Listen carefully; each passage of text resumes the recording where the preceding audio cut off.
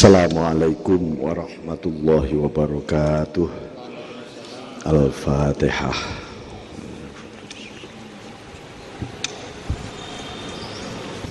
Bismillahirrahmanirrahim. Alhamdulillahilladzi mala'a quluba awliyaihi bimahabbatihi wa ikhtassa arwahahum bisyuhudi 'azamatihi wa hayya asrarahum lihamli a'ba'i ma'rifatih faqulubuhum fi rawdati jannati ma'rifati yuhbarun wa arwahuhum fi riyadi malakutihi yantazihun wa asraruhum fi bihari jabarutihi yusabbihun.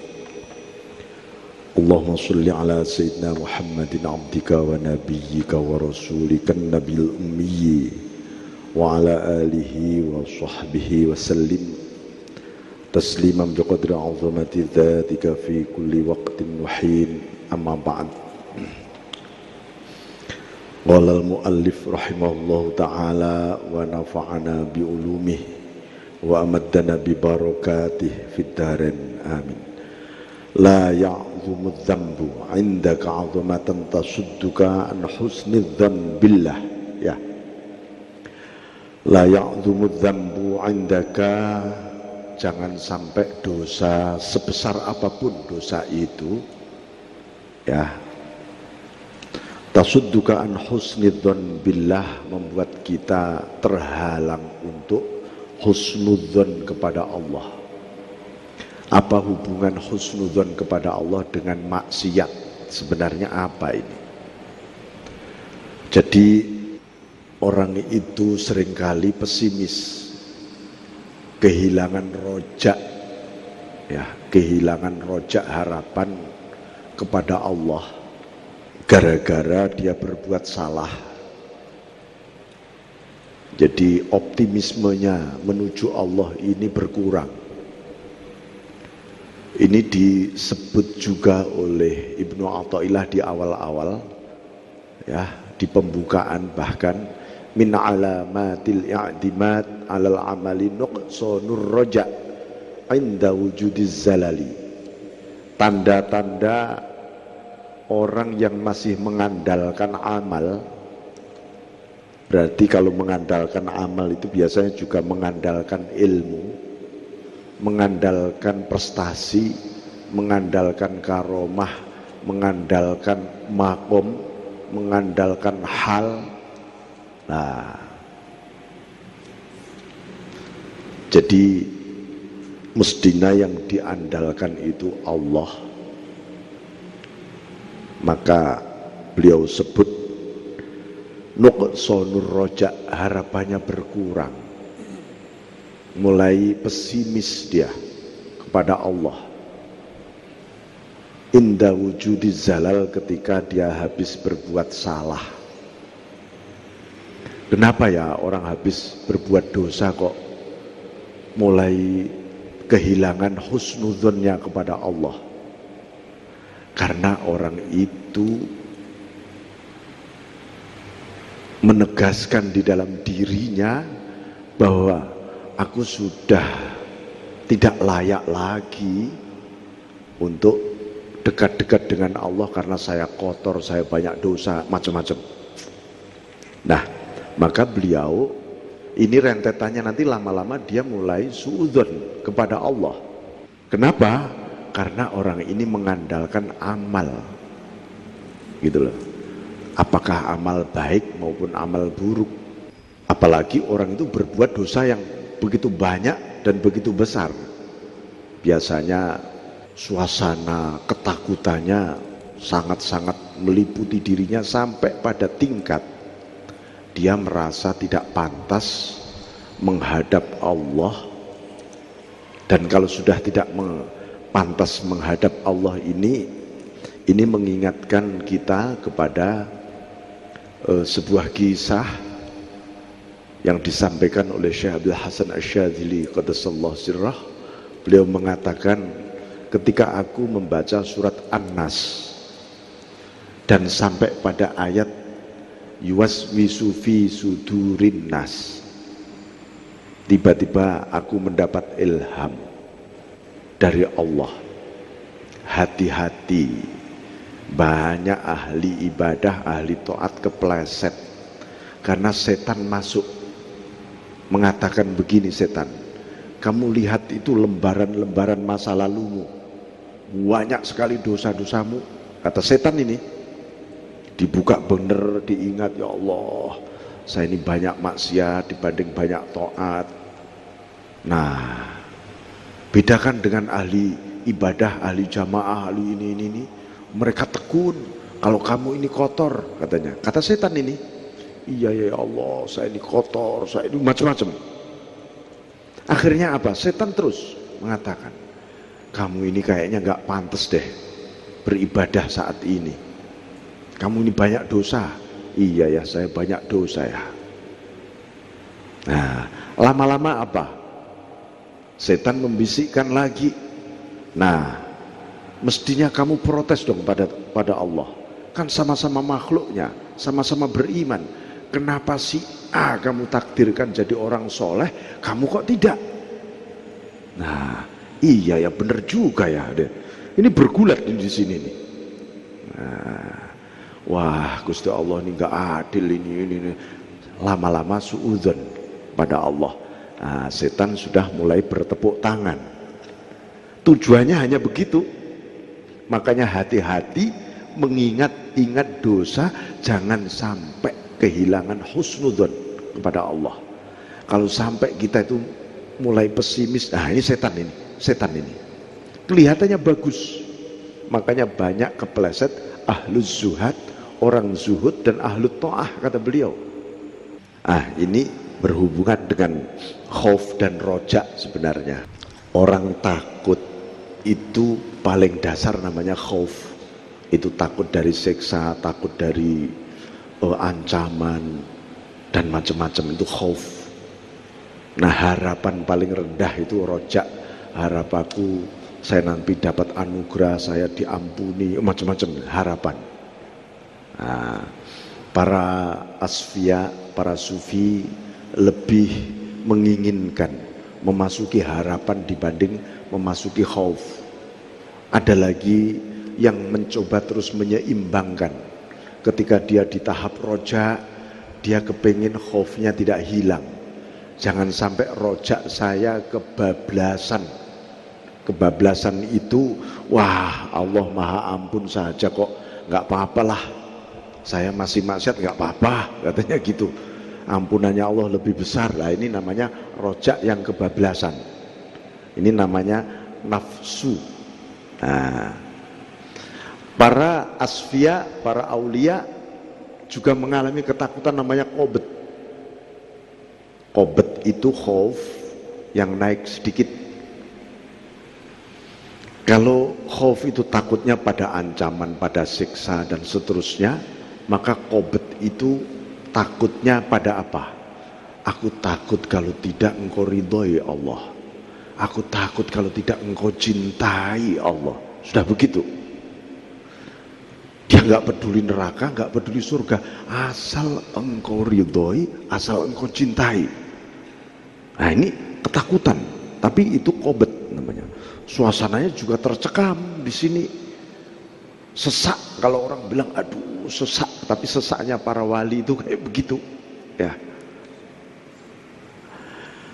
Lah, baset itu terhampar, dibuka suasananya, dimasukkan ke alam malakut, indahnya alam jabarut, macam-macam. Suasana baset, dia mulai senyum. Ini di atas rojak namanya, harapan juga. Nah, haibah itu juga ketakutan, tapi ketakutannya para nabi dan rasul. Seperti ketika Rasulullah SAW dipeluk oleh Jibril, nah itu mengalami suasana haibah. Apa ya, beliau hanya gemetar, nggak bisa berkata apa-apa, hanya mengatakan ma'ana biqari, ma'ana biqari. Nah, itu suasana haibah.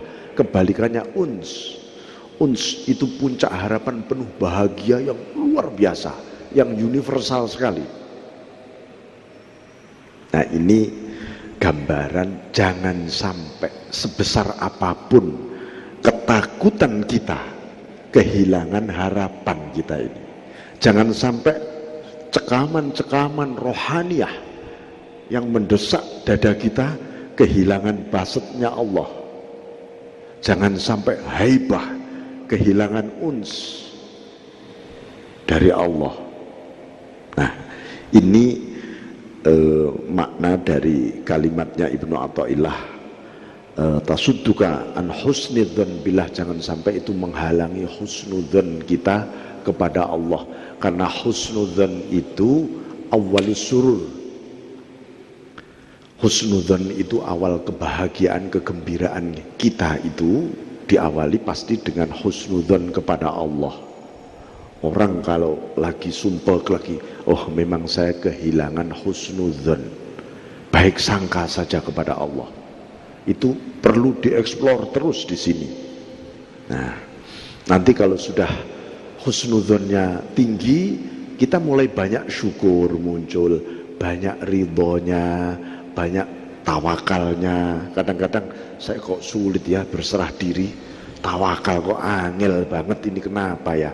Coba sisi husnudzan tadi dibuka, mulailah kita mulai tersenyum, hati kita mulai tersenyum. Ya Allah, mulai tiba-tiba kita katakan alhamdulillah ya Allah, tiba-tiba begitu. Orang kan sulit mengucapkan alhamdulillah sering-sering. Karena apa? Kita ini ya mungkin lebih menyelimuti suasana duka. Maka disebutkan oleh para sufi, sesungguhnya manusia itu dilahirkan di dunia oleh Allah dalam makom syukur. Sesungguhnya makomnya itu sudah makom syukur, tapi umat manusia menduga, menyangka dia itu ada di makom sabar, gitu loh. Jadi kebanyakan orang kan, iya ya di dunia ini memang kita harus sabar. Nah, kebanyakan yang kita dengar itu begitu, ya sabarlah, namanya di dunia. Akhirnya pada begitu. Jarang orang mengatakan alhamdulillah saya dilahirkan oleh Allah, diwujudkan oleh Allah di dunia dengan segala persoalan di dunia ini. Jarang orang begitu. Padahal sebenarnya begitu sebenarnya. Karena ada dua nikmat ya. Satu nikmat pertama yang kita kenal itu namanya nikmatul ijad. Nikmat itu satu, nikmatul ijad, nikmat kita diwujudkan. Asalnya tidak ada sama sekali menjadi ada. Oh, itu nikmat luar biasa. Coba kalau kita itu nggak pernah ada, nggak pernah disebut kita. Yang kedua, setelah ada nikmatul imdad. Nikmat diberi anugerah iman, anugerah Islam, anugerah ihsan, anugerah ma'rifah. Itu imdad. Itu kalau tidak diwujudkan dulu ya, imdadnya ini nggak muncul.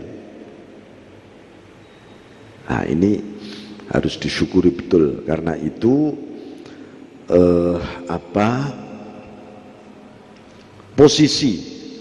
awal posisi seorang hamba memang di sini kebanyakan.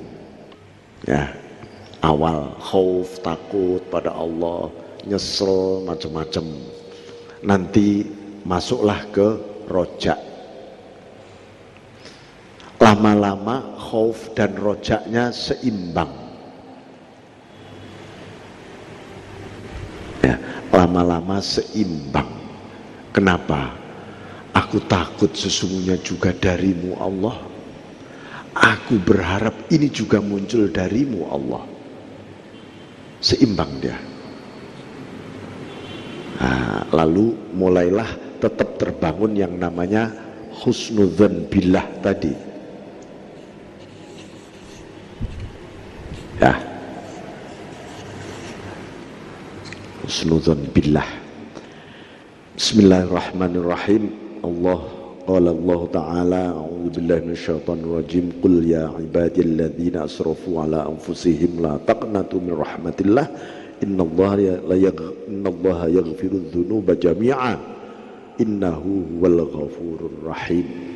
Jadi katakan wahai hamba-hambaku yang terus menerus asrafu ala anfusihim, itu terus menerus menuruti hawa nafsunya, artinya berdosa. Produk nuruti hawa nafsu terus-menerus itu kan berdosa namanya, maksiat.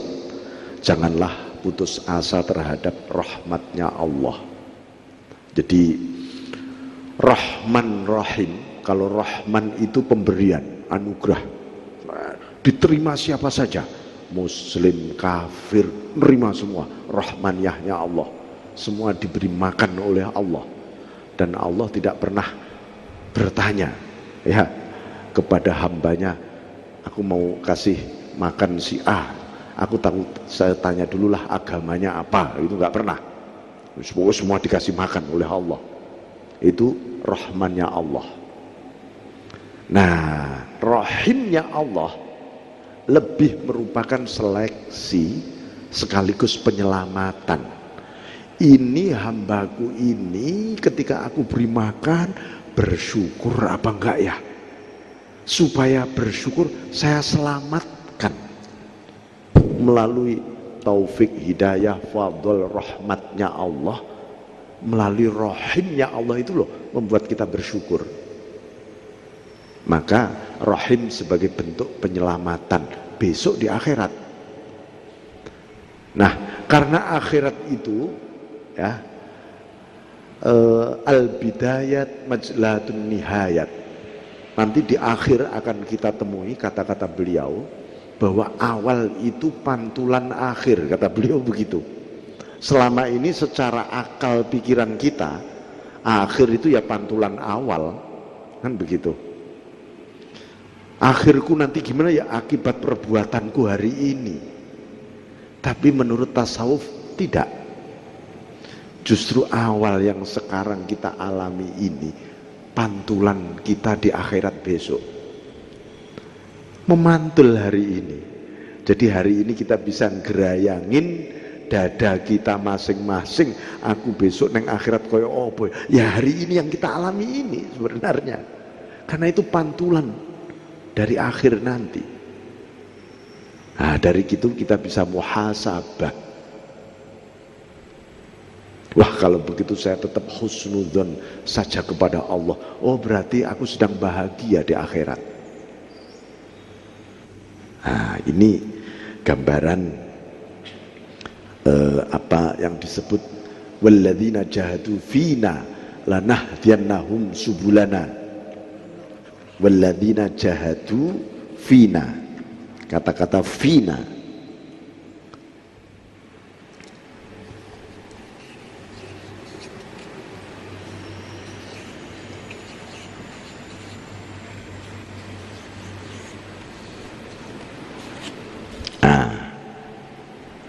walladzina jahadu fi.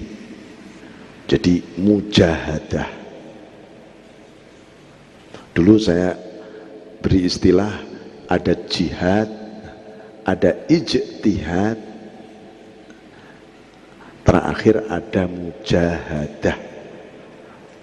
Jihad itu berjuang secara fisik, ijtihad berjuang secara intelektual, mujahadah itu berjuang melawan diri sendiri.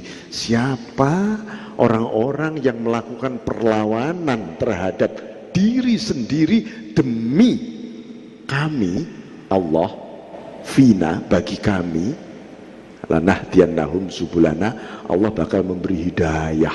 Jalan-jalannya begitu luas, tampak sekali. Jadi kalau orang hanya istihad saja tanpa mujahadah, maka tidak tampak jalan hidayah itu. Memang harus ada riyadhatun nafs, riyadhah, melawan, membersihkan diri sendiri, tathhirul qulub, itu namanya mujahadah. Nah, ini perlu supaya kita terus-menerus tidak kehilangan momentum rahmatnya Allah, ya. Ya, innallaha yaghfiru dzunuba jami'a. Allah itu mengampuni semua dosa, ya. Innahu huwal ghafurur rahim. Bismillahirrahmanirrahim. Jadi Abdul Abbas Al-Mursi mengatakan al-aimatu idza khuwifu khafu wa idza rujju rajau wal khassah mata khuwifu rajau wa mata rujju khafu. Umumnya orang ketika ditakut-takuti, ya, dia takut, wah ini kamu kalau melakukan ini seksanya boleh, takut dia. Itu umumnya orang beriman amah, ya. Dan ketika diberi harapan senang semua. Tapi wal khosoh, ketika ditakut-takuti mereka justru memiliki harapan. Dan ketika diberi harapan mereka tambah takut. Ini artinya apa? Bahwa semakin bagi para khosoh, orang-orang khusus di hadirat Allah, itu semakin dia digambarkan semakin dia fana, semakin merasakan bakok. Semakin dia merasakan bakok, semakin dia fana. Semakin dia syariah, semakin hakikoh dia. Dan semakin hakikoh, semakin syariah dia. Nah itu kalangan khawas. Jadi para ulama-ulama, kiai-kiai sepuh dulu, semakin sufi ibaratnya, malah semakin tekun syariatnya. Semakin tekun syariatnya, semakin sufi dia. Itu bukan berarti gini, wah itu syariatnya bagus sekali pak, apa dia semakin hakikohnya juga bagus? Belum tentu.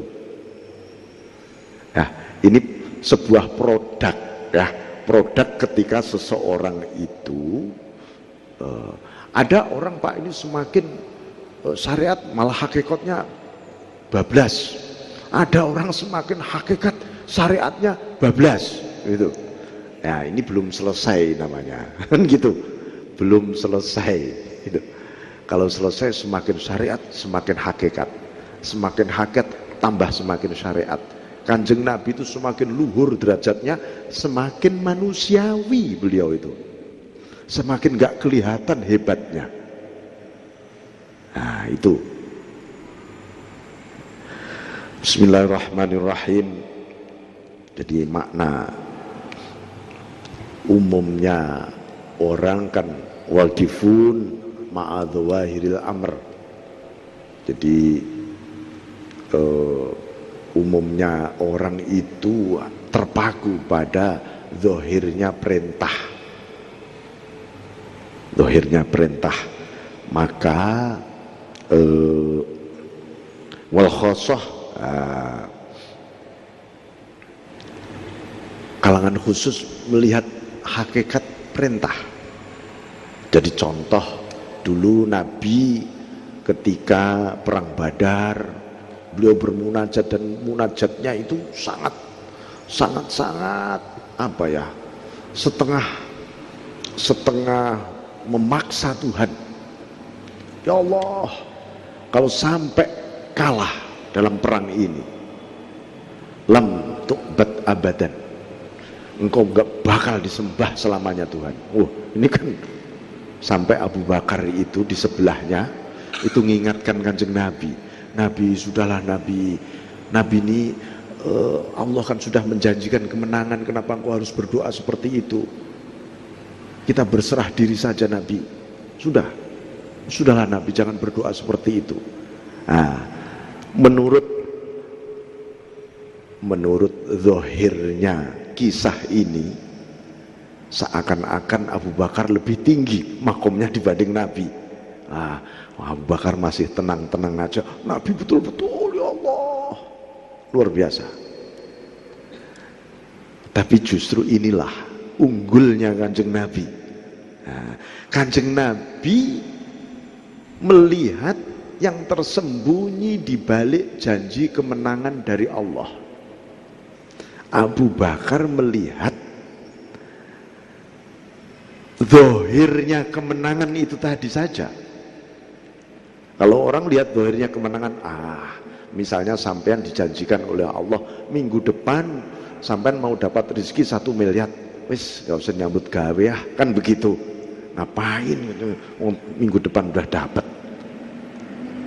Tapi kalau sampean melihat yang tersembunyi di balik janji tadi dari Allah, justru Anda akan sregep, akan kenceng nyambut gawe. Kenapa? Saya diberi rizki oleh Allah sebanyak itu karena sesungguhnya supaya saya menunjukkan bahwa saya rajin. Gitu. Begitu juga Kanjeng Nabi. Apa yang tersembunyi di balik janji Allah? Oh, yang tersembunyi di balik janji kemenangan Allah di perang Badar itu, sesungguhnya kita semua supaya memiliki sifat hina dina di dalam ubudiyah kehambaan kita. Wujud hina dinaku, aku memohon dengan sekeras-kerasnya mohonku ini. Nah itu loh. Bismillahirrahmanirrahim. Nah ini, fa inna man arafa rabbah istasghara fi jambi karomihi dzambah. Bagi orang yang mengenal Tuhannya, maka di mata, di sisi kemurahan Allah, dosa itu menjadi kecil. Dosa itu menjadi kecil. Karena oh ya Allah Maha ini. Ini artinya apa? Jadi inilah yang pernah saya sampaikan kepada bapak-bapak tentang kisahnya Sarri As-Sakoti dengan Junaid Al-Baghdadi dulu. Jadi ketika seorang pemuda bertamu kepada Syekh Sarri As-Sakoti, bertanya, ma haqiqatut taubah, apa hakikat taubat wahai guru? Dijawab oleh Syekh Sari, haqiqatut taubah Allah tansiya dzambak. Hakikat taubat itu hendaknya engkau jangan melupa pada dosa-dosamu. Dijawab oleh si pemuda, saya enggak setuju guru. Menurut saya hakikat taubat itu justru melupakan dosa-dosa, katanya. Nah, assalamualaikum, pamit dia pergi. Syekh Sari stres, ya, sampai pucet beliau, sampai keringat dinginnya keluar. Nah, ponakannya Imam Junaid datang, waduh pamanku dan guruku ini apalagi sakit, kok badannya pucet, gemetaran, ada apa paman sakit? Tidak ada apa-apa. Loh ada apa ini tadi? Diceritakan kedatangan si pemuda ini. Terus beliau bertanya, Junaid menurut kamu gimana jawaban pemuda itu? Benar apa salah? Gitu. Menurut saya yang benar pemuda itu paman, katanya. Loh apa alasanmu? Apa artinya kita di musim kemarau seperti ini yang kita ingat-ingat malah musim hujan? Apa artinya itu musim kemarau? Apa artinya pula musim hujan kalau yang kita ingat-ingat musim kemarau? Nah, ini musim maghfirah, jangan ingat dosa, gitu. Ini menggambarkan juga orang begitu mohon ampun kepada Allah harus optimis, yakin, husnudzon kepada Allah, dosanya sudah diampuni dan sekarang adalah saat ini ke depan, bukan saat ini ke belakang. Dengan begitu hidup kita menjadi lebih merdeka, ya, lebih leluasa. Ya Allah, Allah sudah mengampuni. Tanda Allah mengampuni apa? Ya kita tobat tadi, kita istighfar tadi. Karena kalau Allah belum mengampuni, pasti saya tidak bisa, tidak mampu mengucapkan istighfar. Jadi ampunan itu mendahului taubat kita. Ya, ampunan itu mendahului taubat kita. Menurut hakikatnya, syariatnya kita mohon ampun, baru ampunan Allah tiba. Syariatnya itu, ya. Bismillahirrahmanirrahim. Di dalam banyak sekali ya, saya kira ayat yang menggambarkan. Contohnya, Nabi ibadi anni anal ghafurur rahim. wa anna adzabi wal adzabul alim. Sampaikan bahwa aku ini kepada hamba-hambaku sangat ghafurur rahim, sangat maha mengampuni, tapi siksaku juga siksa yang pedih. Maksudnya apa? Jangan sembrono. Jadi bagi orang yang bagaimana membangun husnudzon pasca dosa ini. Mana mungkin kita ini tetap husnudzon sementara kalau kita menengok yang kemarin itu gulungan-gulungan dosa isinya. Nah, bagi orang yang benar-benar membangun husnudzonnya kepada Allah, dia pun tetap husnudzon terhadap takdir Allah di masa lalu dia, termasuk takdir dia yang buruk. Ya Allah, kemarin aku maksiat itu sesungguhnya juga takdirmu yang syarr, wa syarruhu minallah. Aku ibadah ini juga takdirmu, takdir khair. Siapa tahu, begitu cara husnudzon dia. Siapa tahu aku bermaksiat kemarin itu adalah caramu membuat aku lebih dekat kepadamu hari ini dan masa depan. Karena betapa banyak orang yang dekat kepada Allah sebelumnya dia menjadi ahli maksiat, dan kedekatannya melebihi ahli taat. Kedua, siapa tahu itu adalah takdirmu yang terakhir bagiku tentang kemaksiatanku. Setelah itu tidak ada lagi takdir maksiat padaku. Itu husnudzon kita. Bangun tetap husnudzon. Ini kepada Allah.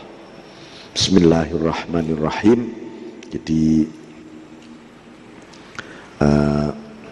karena itu bahwa sekalian kita ini digambarkan lagi oleh beliau kelanjutannya, la shaghirata idza qabalaka adluh wala kabirata idza wajahaka fadluh. Tidak ada disebut dosa kecil. Ya, semua dinilai besar semua oleh Allah.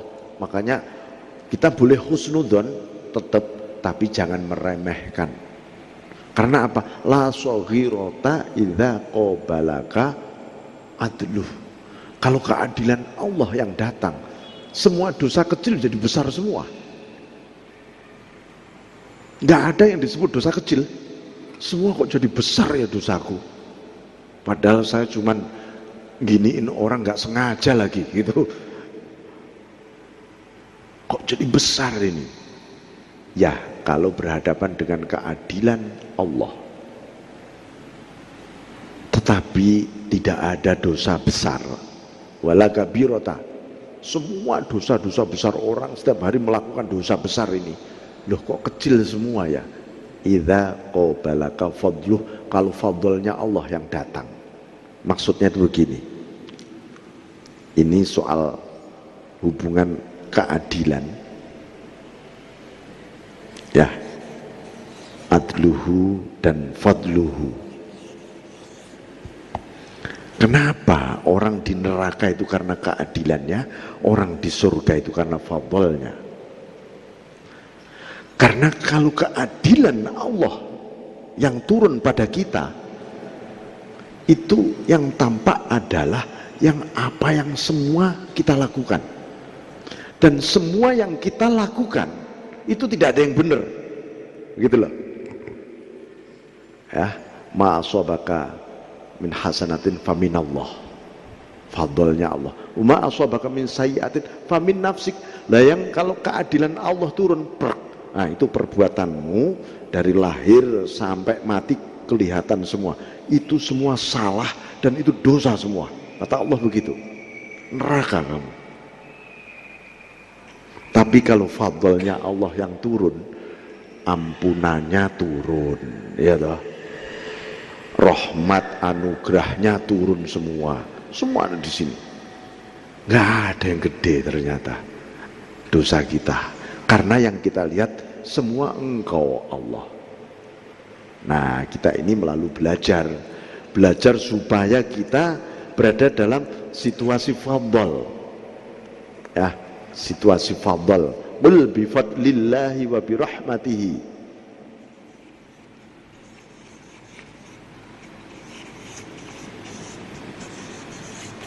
Nah, fadl dan rahmat. Fadl dan fabidzalika falyafrahu. Nah, fadl ini dan rahmat ini dalam rangka al-farhu billah, gembira pada Allah. Tujuannya kan itu. Ya Allah, yang aku senang itu ya Engkau sendiri Tuhan. Bahwa fadl rahmat ini instrumental. Ini instrumen untuk sampai di hadapanmu. Surga, pahala, semua nikmat-nikmat di akhirat. Namanya fadl dan rahmat. Dalam rangka aku supaya bertemu Engkau. Bukan aku menikmati fadl dan rahmat lupa dirimu aku. Bukan. Semua dalam rangka al-farhu billah. Karena itu bunyinya fal yafrahu, bukan fafrahu. Nah, fal yafrahu itu menunjukkan ada muta'addi yang kembali bahwa fadl dan rahmat itu instrumen menghantar kita kepada al-farhu billah, gembiranya kepada sahibul fadl warrahmah, sang empunya fadl dan rahmah. Bismillahirrahmanirrahim. Nah ini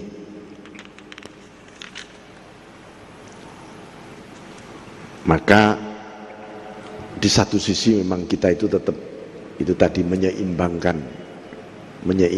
kita sangat khauf kalau yang berhadapan nanti keadilan Allah ya, tapi kalau sudah berhadapan dengan fadlnya Allah ya, maka di munajat belakangan beliau bermunajat kepada Allah. Ya Allah, apalah arti taat-taatku selama ini, prestasi ibadahku kalau kelak harus berhadapan dengan keadilan-Mu Tuhan. Beliau begitu. Kan nelongso sekali saya Tuhan hidup di dunia ini. Nah, tapi apalah arti maksiat-maksiatku kemarin Tuhan, kalau kelak juga berhadapan dengan fadl-Mu Tuhan. Nah, optimis beliau. Jadi ini oleh Yahya bin Mu'adz Ar-Razi beliau mengatakan, idza ana lahum fadluh lam tabqa lahum sayyi'ah wa idza wada'a alaihim adluh lam tabqa lahum hasanah. Kalau fadlnya Allah, sedikit pun keburukan itu terhapus semua. Terhapus semua. Ya. Tapi kalau yang berhadapan adalah keadilan, tak satu pun kebaikan itu ada. Jadi begitu keadilan Tuhan kepastian betul. Kamu saya beri timbangan yang pasti ini ya. No, ini amalmu gak ada yang aku terima. Karena apa? Ikhlasnya saja gak ada sejak dulu. Misalnya gitu.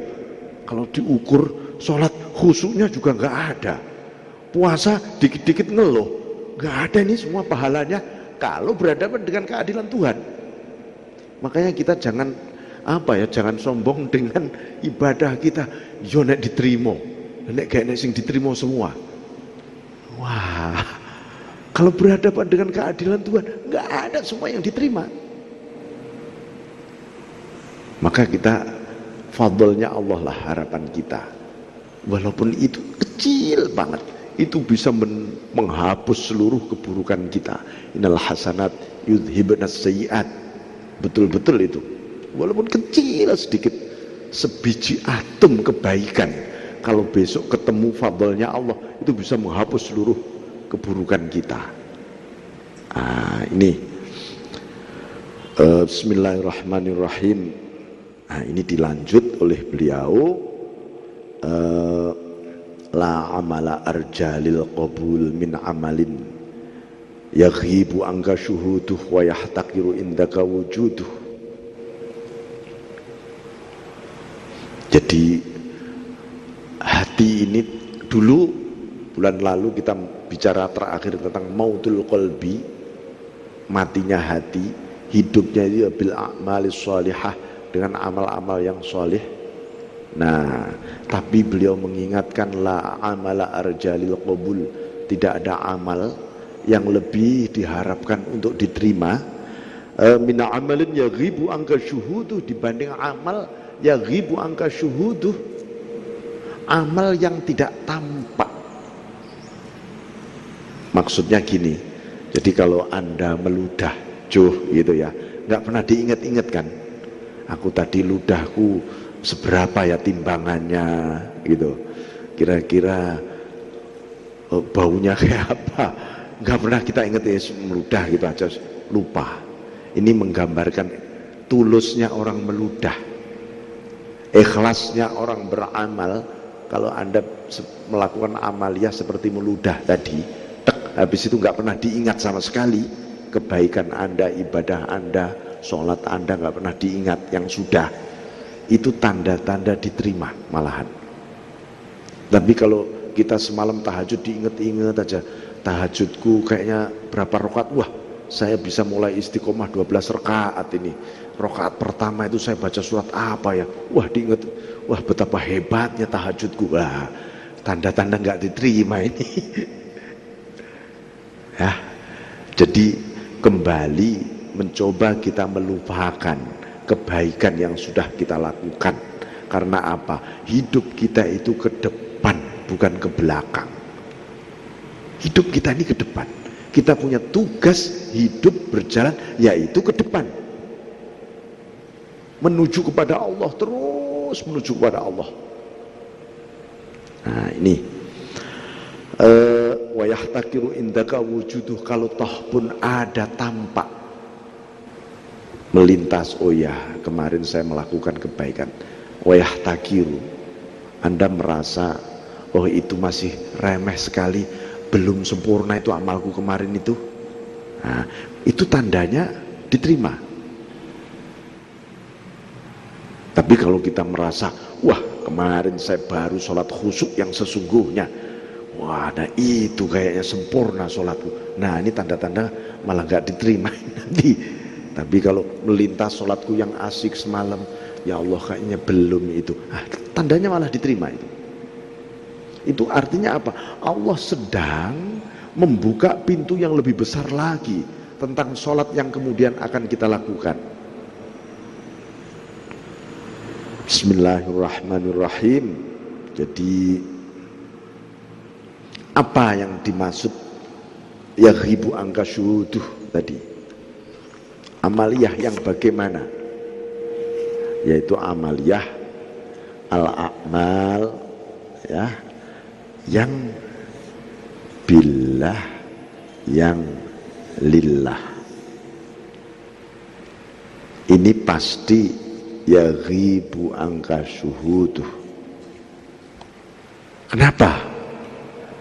Saya kemarin semalam sholat itu kan anugerah Allah, billah, bersama fadl rahmatnya Allah, bersama Allah yang menggerakkan semua, dan semua itu hanya bagi Dia. Ya sudah selesai. Kalau bagi diriku, nah kita mulai nagih, tidak lillah tapi linafsi, billah tapi linafsi. Mana Tuhan buktinya saya sudah sholat semalam kok nggak ada buktinya siang ini, rezeki kok nggak lancar banget misalnya. Nah ini namanya linafsi, bukan lillah. Nah itu berarti ketok-ketokan terhadap amal baik kita. Nah, jadi yang disebut yaghibu angka syuhuduh ini sesungguhnya ini yang disebut ikhlas.